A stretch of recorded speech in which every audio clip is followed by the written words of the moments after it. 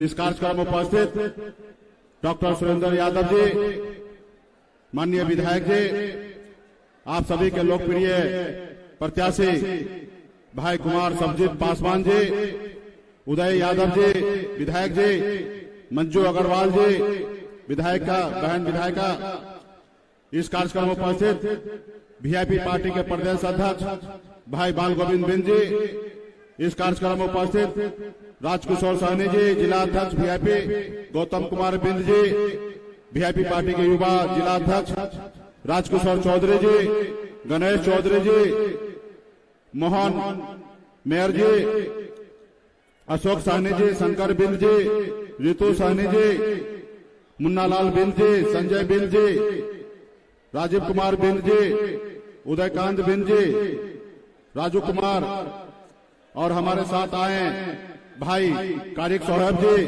जो एमएलसी हैं, और तमाम बहुत सारे हमारे महागठबंधन के वरिष्ठ नेतागण, विधायकगण मंच पर उपस्थित, और इस सभा में उपस्थित बड़े संख्या में माता बहन, नौजवान साथी, सम्मानित गार्जियन, सभी को संरप मल्ला मुकेश सहनी की ओर से नमस्कार, प्रणाम। साथियों, यूं तो ये आम चुनाव है 2024 का, लेकिन ये आम चुनाव देश में आज तक जितने भी चुनाव हुआ है वो सबसे खास चुनाव है। साथियों, समझने की आवश्यकता है, ये देश बहुत संकट में गुजर रहा है, खास करके देश के 140 करोड़ युवा, 140 करोड़ देश की जनसंख्या है, इसमें बड़ा देश का हमारा युवा पीढ़ी है, और आज ये रोजगार के बगैर घर में बैठा हुआ है। साथियों, वो देख रहा है, सोच रहा है कब उसको नौकरी मिलेगा, रोजगार मिलेगा, लेकिन एक चालाकी से इस देश के युवा को पीछे ढकेलने का काम किया जा रहा है। साथियों, इसके लिए हम सबको लड़ाई लड़ने की आवश्यकता है। साथियों, लेकिन हमारे पूर्वज ने, आपके पूर्वज ने, हम सब मिलकर, हमारे पूर्वज ने लड़ाई लड़ा अंग्रेज से, और पौने 200 साल तक अंग्रेज से लड़ाई लड़ा, तब जाके देश आजाद हुआ। ना जाने कितने हमारे पूर्वज शहीद हुए, हजारों लाखों की संख्या में, लेकिन हमारा देश आजाद हुआ। उनको आजादी दिलाने का एक ही मकसद था कि ये देश आजाद होगा और हमारा आने वाला पीढ़ी जो है वो सर उठा के जिएंगे। लेकिन देश तो आजाद हुआ, लेकिन सही मायने में आज देखिए क्या हाल है। आज हम अपने हक अधिकार के लिए संघर्ष कर रहे हैं, लड़ाई लड़ रहे हैं। आज देश को ऐसी जगह पे ला दिया कि 5 किलो चावल, मोदी जी के नजर में विकास नजर आ रहा है। साथियों, विकास नजर आ रहा है मात्र 5 किलो चावल। तो इसलिए साथियों, आज देश में तानाशाही आ चुका है। आज हमारे पूर्वज ने देश को इसलिए आजाद नहीं दिलाया कि आज हम सर झुका के जिए। तो इसलिए साथियों, हम सभी को अपने हक अधिकार के लिए लड़ाई लड़ना चाहिए। आज देखिए, आज राज्य में, देश में लोकतंत्र नहीं रह गया, इस देश में राजतंत्र आ चुका है। आज बनी हुई मुख्यमंत्री, दो मुख्यमंत्री को मोदी जी ने जेल में डाल दिया है। बाबा साहब भीमराव अंबेडकर ने आजादी के बाद हमारे लिए एक संविधान बना के दिए, और संविधान में हमें सर उठा के जीने के लिए ताकत दिया, और संविधान में ताकत दिया कि अब राजा का बेटा राजा नहीं बनेगा, अब इस देश में राजा वही बनेगा जिसके पास वोट होगा, वो व्यक्ति इस देश का राजा होगा। इसलिए साथियों, आज ये लोग संविधान को बदलने के लिए सोच रहा है। फिर से आज गरीब, पिछड़ा, दलित, ओबीसी के लोगों को आज गुलाम बनाने के लिए सोच रहा है। साथियों, इसके लिए हम सभी को मजबूती से लड़ाई लड़ना है। साथियों, अपने हक अधिकार के लिए। आज मोदी जी आए, उन्होंने नारा दिया था कि मैं पिछड़ा का बेटा हूं, हम अच्छे दिन लाएंगे, और कहीं ना कहीं हम लोग अच्छे दिन के झांसे में आ गए, और गलत आदमी को हम लोगों ने कुर्सी पे बैठा दिया। उन्होंने हिटलर के जैसे उन्होंने कहा कि हम हर एक व्यक्ति को काला धन लाएंगे, हर किसी को खाते में 15-15 लाख रुपया दे देंगे। आपको, हमको लगा कि बैठे बैठे 15 लाख रुपया आ जाएगा, एक बार मोदी जी को देख लेते हैं। उन्होंने कहा कि साल में 2 करोड़ युवा को हम नौकरी देंगे। हमारा युवा सोचा कि मोदी जी आएंगे 2 करोड़ युवा को नौकरी मिलेगा। उन्होंने कहा कि किसान भाई को आमदनी दुगुना करेंगे। हमारे किसान भाई ने कहा कि भाई मोदी जी आएंगे तो किसान का दाई दुगुना होगा। लेकिन आप लोग जानते होंगे किसान भाई कि आज है किसान का हालत कहां पहुंच गया। इसलिए साथियों, इस बार हमें मजबूती से लड़ाई लड़कर मोदी जी को मुकाबला करना है। वो नहीं चाहता है कि गरीब पिछड़ा दलित का बेटा सर उठा के जिए, अपने हक अधिकार की बात करेगा। साथियों, वो नहीं चाहता है। आज जीता जागता उदाहरण मैं हूं। आज मुझे देखिए, मैं गरीब मछुआरा परिवार में जन्म लिया। जिस घर में जन्म लिया, ऐसे घर में 2 रोज मछली ना मारा जाए तो तीसरे रोज घर में खाना नहीं बनेगा। ऐसे गरीब परिवार में जन्म लिया। लेकिन मैंने 18 साल की उम्र में घर परिवार को छोड़कर बंबई जैसे शहर चला गया। वहां मेहनत किया, मजदूरी किया, अपने दम पे मुंबई जैसे शहर में झंडा गाड़ा, एक बेहतर जिंदगी जी रहा था। फिर मैं बिहार आया, देखा कि लोग चांद पे घर बनाने के लिए सोच रहा है, लेकिन हमारे लोगों के लिए इस धरती पर रहने के लिए घर नहीं है। फिर मैंने बम्बई के ऐशोआराम जिंदगी को छोड़कर पिछले 10 सालों से अपने हक अधिकार के लिए, अपने लोगों के लिए लड़ाई लड़ने के लिए आज मैं बिहार में लड़ाई लड़ रहा था। साथियों, हमारी लड़ाई था कि निषाद, मछुआरा, बींद, बेलदार, नोनिया, मलाह, चाय, तियर, बनपर सभी को आरक्षण मिले। इसके लिए लड़ाई लड़ने लगा। और आपने देखा 2020 में हमने 4 विधायक बनाया। अपने दम पर भी बिहार में मैं मंत्री बना। अगर हम नीतीश कुमार जी को 2020 में समर्थन नहीं देते तो बिहार का मुख्यमंत्री नीतीश कुमार नहीं बनता। ये हमारी ताकत था। साथियों, हमने बिहार का मुख्यमंत्री बनाया, लेकिन उसको हजम नहीं हुआ। उनको लगा कल तक जो हमारे पीछे घूम रहा है, ये मल्ला का बेटा हमारी बराबरी कर रहा है, इसको रोको। नहीं रोकोगे तो बहुत आगे निकल जाएगा। और उन्होंने एक षड्यंत्र के तहत हमारे विधायक को खरीद लिया, हमारे पार्टी को तोड़ दिया, हमें सरकार से बाहर कर दिया, फिर हमें रोड पे ला दिया। साथियों, वो नहीं चाहता कि किसी गरीब का बेटा सर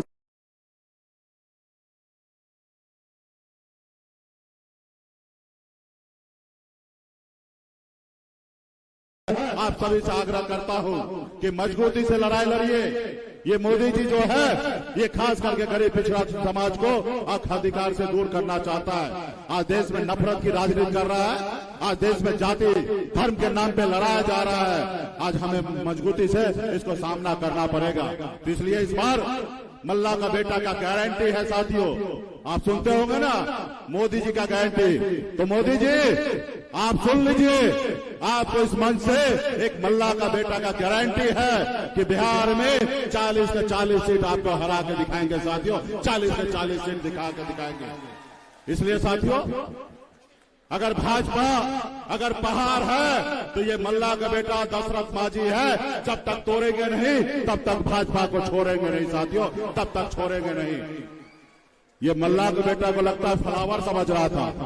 ये मल्ला का बेटा फ्लावर नहीं है, ये फायर है। पुष्पा फिल्म वाला फायर है। आपको आने वाला समय में 2024 में भी दिखाएंगे और 2025 में हम अपने तेजस्वी यादव जी के नेतृत्व में बिहार में सरकार बनाएंगे। अब मजबूती से जो सिलसिला बिहार में तेजस्वी जी यादव जी चलाए थे युवा को नौकरी देने का, वो आने वाला समय में ये सिलसिला मजबूती से चलते रहेगा। साथियों, इसलिए मजबूती से पार्टी के सभी कर्मठ साथी और हमारे महागठबंधन के जितने भी योद्धा हैं, माता बहन है, सभी से हाथ जोड़ कर अपील करता हूं कि मजबूती से इस मोदी जी को फाड़ कर फेंकिए और अपने संविधान, अपने विचारधारा वाले सरकार को दिल्ली में लाने का काम कीजिए। बहुत बहुत धन्यवाद सभी साथी।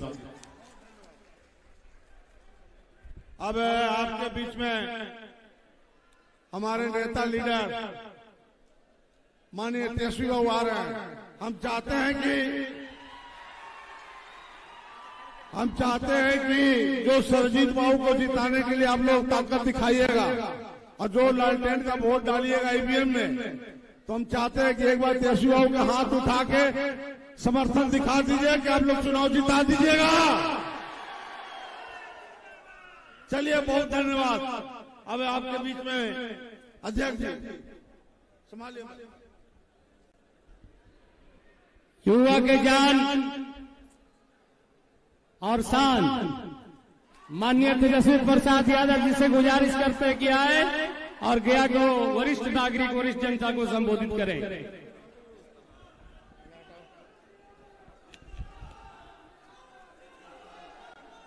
मंच पे उपस्थित वीआईपी पार्टी के संरक्षक बड़े भाई मुकेश साहनी जी,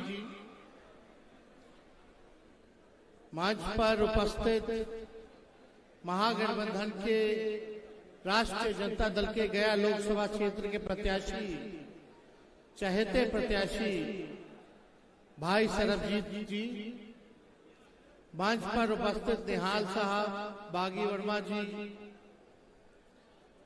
सतीश जी, सुदय जी, मंजू वर्मा जी, समता देवी जी, हमारे मगदुमपुर के पूर्व विधायक राम जी, वीआईपी पार्टी के प्रदेश अध्यक्ष बिंद साहब जी, पूर्व मंत्री आदरणीय सुरेंद्र यादव जी, कारी सोहेब साहब जी और महागठबंधन के सभी हमारे नेता, पदाधिकारी, कार्यकर्ता, मीडिया के भाई और बेला के दूर दराज से आए हुए सभी हमारे बुजुर्ग, अभिभावक, माताएं, बहनें, और यहीं से हम नौजवान युवा साथियों को गले लगाने का काम करते हैं। आज आप लोगों के बीच आने का फिर से मौका मिला है। कुछ दिनों पहले ही हम यहां से रोड शो करते हुए गया हम लोग घुसे थे, और जिस हिसाब से जन विश्वास यात्रा में आप लोगों का साथ, आशीर्वाद, प्यार मिला, इसके लिए हम आप लोगों के कर्जदार हैं। चुनाव की घोषणा हो गई है, पहला चरण का चुनाव है। हम लोगों ने कुमार सरबजीत जी को, जो पूर्व कृषि मंत्री रहे, जिनके पिता एमपी रहे, एक बड़े समाजवादी नेता रहे, गया के लिए काफी उन्होंने काम किया, और उन्होंने टिकट दिया है। नौजवान हैं, ईमानदार हैं, काम करते हैं, मिलनसार हैं, जनता के बीच रहते हैं। इनका बोध गया क्षेत्र देख लीजिए, कोई ऐसा गांव नहीं मिलेगा जहां सड़कें ना बनी हो और पुल ना बना हो। हर क्षेत्र में, चाहे पर्यटन के क्षेत्र में इतना विकास किया गया हो, ये सारा सरबजीत जी ने उस इलाके में किया है। और जब आप लोग भारी मतों से जिताइएगा तो पूरे गया के लोकसभा क्षेत्र में कहीं भी ऐसा नहीं रहेगा जहां सड़क ना बनी हो, जहां पुल ना बने हो, जहां पानी बिजली की समस्या ना हो। आप लोगों के जनहित के मुद्दे को उठाने का काम करेंगे। हम लोगों ने ऐसा प्रत्याशी आप लोगों को देने का काम किया है। दूसरी तरफ देखिएगा तो एनडीए ने अपना प्रत्याशी उतारा है। अभिभावक है जीतन राम मांझी जी, कुछ दिनों पहले हम ही लोग के साथ थे, लेकिन अभी एनडीए में है, उनको उन लोगों ने प्रत्याशी बनाया है। आप सब लोगों से हम इतना कहने आए हैं कि लगातार डबल इंजन की सरकार 17 सालों से बिहार में है। आदरणीय मोदी जी 10 साल से भारत के प्रधानमंत्री हैं। लगातार एनडीए को आप लोगों ने 15 सालों से, 15-20 सालों से आप लोगों ने एनडीए का एमपी बनाने का काम किया। यानी ऊपर से नीचे अगर आप लोग देखें, चाहे बिहार सरकार हो, भारत सरकार हो, बिहार सरकार 17 साल, भारत सरकार 10 साल, 15-20 साल से यहाँ का एमपी उन्हीं लोगों का। लेकिन आज अपने दिल में हाथ रख के पूछिएगा कि शिक्षा सुधरी है कि नहीं सुधरी है, चिकित्सा सुधरा है कि नहीं सुधरा है, गरीबी मिटी है कि नहीं मिटी है, महंगाई कम हुआ है कि नहीं हुआ है, बेरोजगारी दूर हुई है कि नहीं हुई है, पलायन रुका है कि नहीं रुका है। आज दिल पे हाथ रख के अपने आप से पूछेगा, यहाँ कितने नौजवान जो हैं बेरोजगार है, जरा हाथ उठा करके बताने का काम कीजिए। माताएं बहनें बैठी हैं, बताइए आपके घर में कितने लोगों को सरकारी नौकरी मिला, कितना लोगों को रोजगार मिल रहा है, कितना यहाँ लोग होंगे जो पलायन करके दूसरा राज्य में मजदूरी करने का काम करता होगा। तो आज गया के लिए हम सवाल पूछने आए हैं कि बताइए मोदी जी ने आपके गांव के लिए, आपके पंचायत के लिए, आपके जिले के लिए, आपके प्रदेश के लिए मोदी जी ने क्या किया है। मोदी जी आएंगे, हर चुनाव के समय आएंगे, 5 साल में आएंगे, बड़ा बड़ा भाषण करेंगे कि बिहार को विशेष राज्य का दर्जा देंगे, महंगाई खत्म करेंगे, हर एक के खाते में 15-15 लाख रुपया देंगे, 1 साल में 2 करोड़ नौजवानों को रोजगार देंगे, चीनी मिल चालू करवा देंगे, फैक्ट्री लगवा देंगे, निवेश लगवा देंगे, कारखाना लगवा देंगे, पर्यटन का बढ़ावा के लिए, पर्यटन के लिए काम करेंगे गया जिला के लिए। लेकिन जरा पूछिए कि आपके गांव में ऐसा क्या काम हुआ जो इन लोगों ने किया हो। हमेशा केवल आपको ठगने का काम किया हो। मोदी जी कहते हैं, भाजपा के लोग कहते हैं कि देश का चुनाव है। हम उन लोगों से कहना चाहते हैं, गांव है, पंचायत है, ब्लॉक है, जिला है, प्रदेश है, तब ना हमारा देश बनता है। गांव गांव से पंचायत बनता है, पंचायतों से ब्लॉक बनता है, ब्लॉकों से जिला बनता है, और जिलाओं से प्रदेश बनता है, और राज्यों और प्रदेशों से हमारा देश बनता है। तो जब तक आपका गांव पंचायत विकास नहीं करेगा, तब तक देश विकास नहीं कर सकता। इसलिए आप सब लोगों को आए हैं यही बात करने कि ईमानदार लोगों को जब तक आप लोग नहीं चुनिएगा, काम करने वाले को आप लोग नहीं चुनिएगा, तब तक जो है आपके गांव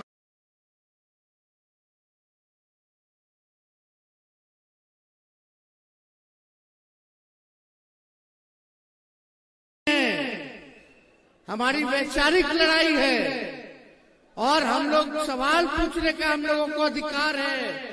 हम लोग विपक्ष में हैं, और जनता को भी लोकतंत्र में अधिकार है कि मोदी जी से सवाल पूछ सके कि आपने 10 साल प्रधानमंत्री रहते हुए, 17 साल बिहार में राज करते हुए, 3-4 बार आपका एमपी यहाँ से जीता, आखिर मेरे लिए क्या किया, आपके लिए क्या किया, ये आप लोगों का अधिकार है, बनता है पूछना। इसलिए मोदी जी की बात नहीं होनी चाहिए, मुद्दे की बात होनी चाहिए, मुद्दे की बात होनी चाहिए। माताएं बहनें, नौजवान, युवा साथी, माँ बाप बच्चा लोग को पढ़ा लिखा ले रहा है, बच्चा लोग डिग्री भी ले रहा है, लेकिन उसको नौकरी नहीं मिल रहा है, अपना पेट काट के बच्चों को पढ़ाया जाता है। कौन माँ और कौन पिता चाहता है उनका बेटा जो है नौजवान बेरोजगार घूमे? अब बेरोजगार घूमेगा तो शादी ब्याह भी नहीं हो पाता है। नौकरी लग जाएगा तो अच्छा जगह शादी हो जाएगा, सब कुछ हो जाएगा। पिछली बार हमने बिहार विधानसभा के चुनाव में हमने कहा था कि अगर आप हमको मुख्यमंत्री बनाइएगा तो 10 लाख लोगों को सरकारी नौकरी हम देने का काम करेंगे। लेकिन हम लोगों ने 17 महीने हम लोगों को मौका मिला। भाजपा को जब लात मार के नीतीश कुमार जी हम लोगों के साथ आए, हम लोगों ने भाजपा को भगाने के लिए देश भर से नीतीश जी को फिर से मुख्यमंत्री बनाया, और हमने कमिटमेंट किया कि भाई अब हम सरकार में आ रहे हैं तो आपको 10 लाख सरकारी नौकरी देना पड़ेगा। और इनका 17 साल में एक नौकरी नहीं, लेकिन जब आपका भाई बेटा बिहार का उप मुख्यमंत्री बना तो 17 महीने के अंदर हमने 5 लाख लोगों को सरकारी नौकरी देने का काम किया। बहालियां निकाली जा रही है। हम लोग काम करते हैं, जो कहते हैं वो करके दिखाते हैं। तो जरा सोचिए कि अगर 17 महीने में तेजस्वी अगर 5 लाख लोगों को सरकारी नौकरी दे सकता है, तो अगर 5 साल अगर आप हमको दीजिएगा तो कितने लोगों को हम लोग सरकारी नौकरी देने का काम करेंगे। मोदी जी से हम लोग पूछते, आप तो कहते थे साल में 2 करोड़ दीजिएगा, लेकिन बताओ 10 साल प्रधानमंत्री रहे, हजारों में भी प्रधानमंत्री सरकारी नौकरी नहीं दे पाए, लेकिन हम लोगों ने 17 महीने में 5 लाख नौकरी दिया। जहां भी नौजवान भारत सरकार का बहाली निकलता था, सबसे ज्यादा कहां निकलता था? सेना में निकलता था, रेलवे में निकलता था। आज रेलवे को बेच दिया गया, स्टेशन बेच दिया, प्लेटफॉर्म बेच दिया, निजीकरण कर दिया गया। आजकल बहालियां कहां निकल रही है रेलवे में, जो पहले निकला करता था। सेना में अग्निवीर योजना ला करके 4-4 साल का कॉन्ट्रैक्ट कर दिया। बताओ, जब हमारा वही अग्निवीर का सैनिक अगर शहीद होगा तो उसको शहीद का भी दर्जा नहीं मिलेगा, उसको ग्रेच्युटी भी नहीं मिलेगी, पेंशन भी नहीं मिलेगा, कुछ नहीं मिलेगा, न सम्मान मिलेगा, न पैसा मिलेगा।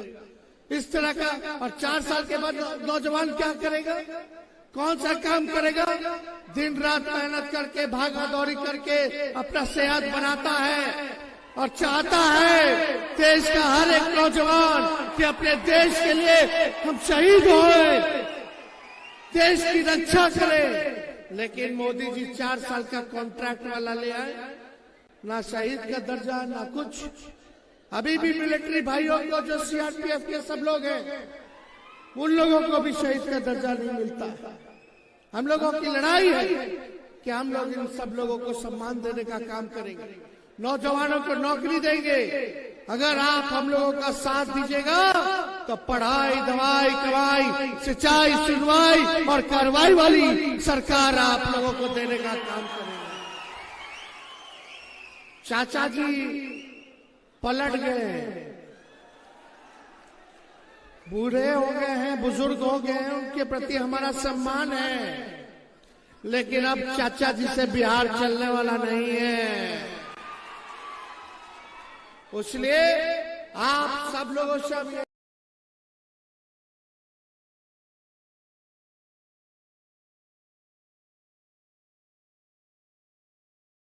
बोल रहे हैं कि हमको प्रचंड बहुमत दे दीजिएगा तो हम देश का संविधान बदल देंगे। हमने वो वीडियो भी ट्वीट करके सोशल मीडिया में, फेसबुक पे दिखाने का काम किया। भाजपा के वरिष्ठ मंत्री लोग बैठे हैं, प्रेम कुमार जी बैठे हैं, एक शब्द नहीं बोल रहे कि हमारे नेता ने गलत बोला। मांझी जी ने भी नहीं बोला कि देश को ये लोग खत्म करना चाहते हैं, उसी का वोट मोदी जी को चाहिए। आप समझिए क्या चाल है, क्या षड्यंत्र है। देश का संविधान खत्म होगा तो लोकतंत्र खत्म हो जाएगा, लोकतंत्र खत्म हो जाएगा तो आप फिर से गुलाम बनोगे और वो लोग राजा बनने का काम करेंगे। इसलिए आप सब लोगों से अपील करने आए हैं कि आप सब लोग रहिए। असली हमारा दुश्मन बेरोजगारी है, असली हमारा दुश्मन महंगाई है, असली हमारा दुश्मन पलायन है, असली हमारा दुश्मन भूखमरी है, असली हमारा दुश्मन गरीबी है। लेकिन मोदी जी इन सब के बारे में बात नहीं करते हैं, खाली लालू जी के गाली देते हैं। अरे मोदी जी, जब लालू जी रेल मंत्री थे तो 90,000 करोड़ का मुनाफा लालू जी ने रेलवे को देने का काम किया। जब लालू जी रेल मंत्री थे तो बिहार में 3-4 कारखाना, रेलवे का पहिया कारखाना देने का काम किया। जब लालू जी रेल मंत्री थे तो हर बजट में भाड़ा कम किया। आज रेलवे का टिकट और लालू जी के जमाने में टिकट का अंतर कितना है? पहले प्लेटफॉर्म टिकट मिलता था 3 रुपया, आज मिलता है 50 रुपया। आज ट्रेन का टिकट भी कटाना हो तो 3-4 गुना महंगा हो गया।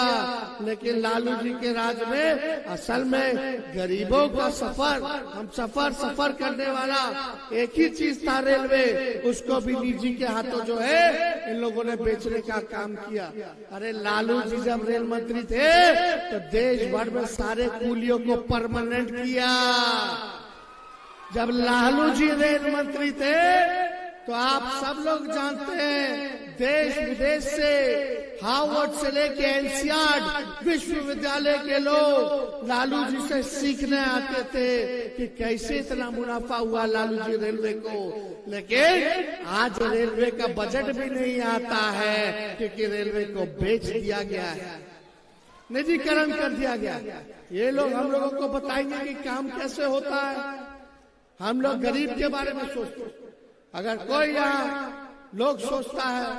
लेकिन एक बात तो है, गया में लोग यही बोल रहा है कि भाजपा के कैंडिडेट इस बार निमन नहीं है। लोग यही बोल रहा है कि अच्छा कैंडिडेट तो सरबजीत जी है।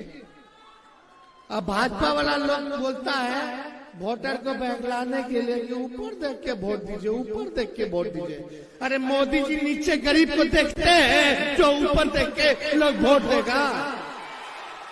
क्या बात है, मोदी जी कभी भी मुंह में से सुने हैं हम आएंगे तो यही करेंगे। अभी आए हैं बिहार, दोबारा बोलिए, तीसरा भी फिर आने वाले हैं, चौथा बार आएंगे, 15 बार 16 बार आएंगे। लेकिन हिसाब लीजिएगा ना आप लोग। मोदी जी बताओ बिहार के लिए क्या किया, किसको नौकरी दे रहे हैं, महंगाई क्यों नहीं काम किया। यही महंगाई पहले भाजपा वाले लोग गाना गाते थे, महंगाई डाइन खाई जाता है। पहले महंगाई करा के डाइन लौकती थी, अब महबूबा भौजाई नौकरी है इनको महंगाई। गैस कितना महंगा हो गया, गैस सिलेंडर 1200-1300 कहां से कमाएगा। परिवार में एक आदमी बीमार पड़ जाएगा तो दवा कितना महंगा हो गया है, कहां से पढ़ाइएगा, दवा कराइएगा और क्या खाइएगा, हर चीज महंगा हो गया।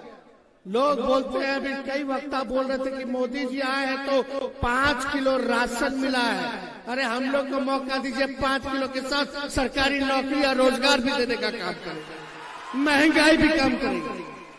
यह बात करते हैं मोदी जी। कांग्रेस के जमाने से राशन मिल रहा है, तेल मिलता था, किरासन तेल मिलता था, चीनी नमक मिलता था, सब मिलता था, कभी बंद हुआ है। कोई भी सत्ता में आएगा तो राशन बंद करेगा। अब मोदी जी बोलते हैं गरीबी खत्म कर दिए तो 80 करोड़ लोगों को आप काहे अनाज बांट रहे हो भाई। जब गरीबी खत्म हो जाती है तो अनाज बांटने की जरूरत नहीं होती। तो मोदी जी 80 करोड़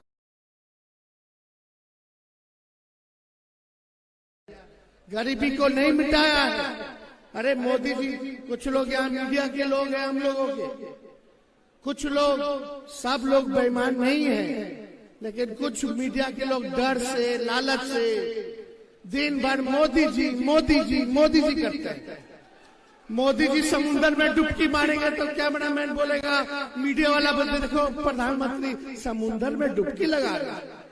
मोदी जी गुफा में जाके बैठ जाएंगे तो बोलेगा देखो मोदी जी गुफा में बैठ गए। मोदी जी जहाज में बैठ जाएंगे तो बोलेगा देखो मोदी जी जहाज में बैठ गए।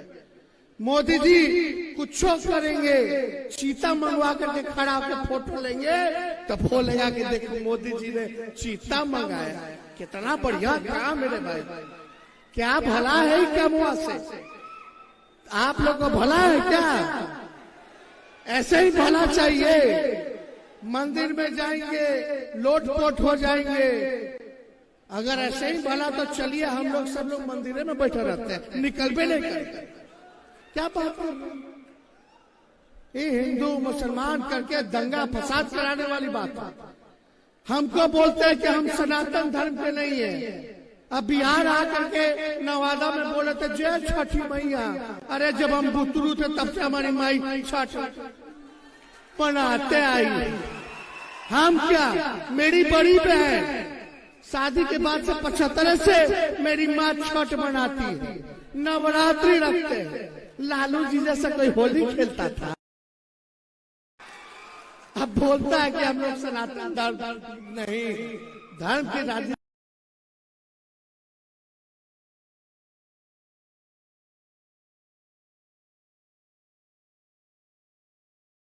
मन में होना चाहिए, साफ मन में होना चाहिए। भगवान तो हर जगह कन कन में है, अभी भी है, कहीं भी है, लेकिन दिन रात गलत काम कीजिएगा, रात में राम राम लपटिएगा तो भगवान भला करेंगे? भला भी है भगवान करेंगे तो अच्छे लोगों को ना करेंगे, जो ईमानदार है, साफ सुथरा है, दिन भर बेईमान लोगों को नहीं ना साथ देंगे। खैर जो भी बात है, इस पे हमको ज्यादा टिप्पा टिप्पणी नहीं करना। हम सब लोग जानते हैं कि यही गया में जब हम पर्यटन विभाग के मंत्री थे, इन्हीं का मांग था विष्णु परिषद जो मंदिर है और जो घाट वाट है उसके लिए अभी पूरा फ्लाईओवर अलग से व्यवस्था बन रहा है, एंट्री एग्जिट का बन रहा है, वहां हम लोगों ने इतना पैसा दिया, सब जगह हम लोगों ने काम कराया, मेडिकल कॉलेज सीता जी के नाम पे बनाया। तो इसलिए इन लोगों के बातों में चक्कर में नहीं पड़ना है, मुद्दे की बात करनी है, काम की बात करनी है, जिससे बिहार का आप लोगों का तरक्की हो, आप लोगों का भला हो। तो ज्यादा कुछ ना कहते हुए आप सब लोगों का प्यार और आशीर्वाद मिलेगा कि नहीं मिलेगा? दोनों हाथ उठा करके बताइए, मिलेगा ना? सरबजीत जी को जिताइएगा ना? और देखो भाई, आप सब लोगों से यही अपील है, सब एक एक व्यक्ति जो है 10-10 वोट बनाने का काम करे, और पहला नंबर पर ईवीएम में पहला नंबर पर लालटेन है, आप लोग लालटेन पर बटन दबाइए और सरबजीत जी को जिताइए। चुपचाप लालटेन छाप, क्या चुपचाप? चुपचाप चुपचाप गया की जनता, गया की जनता, आप सब लोगों का बहुत बहुत धन्यवाद। जय हिंद, जय बिहार। गौतम मांझी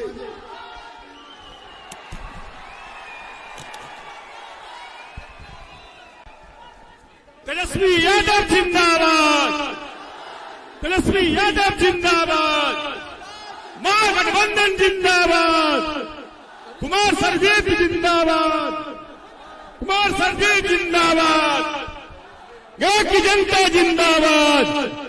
बहुत बहुत धन्यवाद।